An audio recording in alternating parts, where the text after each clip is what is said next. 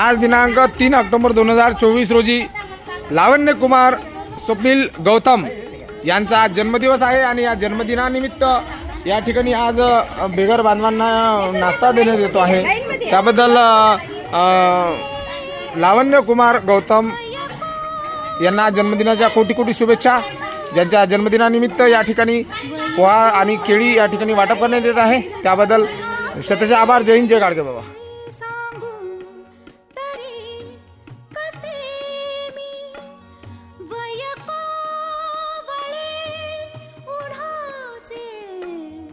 वयकोवळे उन्हाचे उसवून श्वास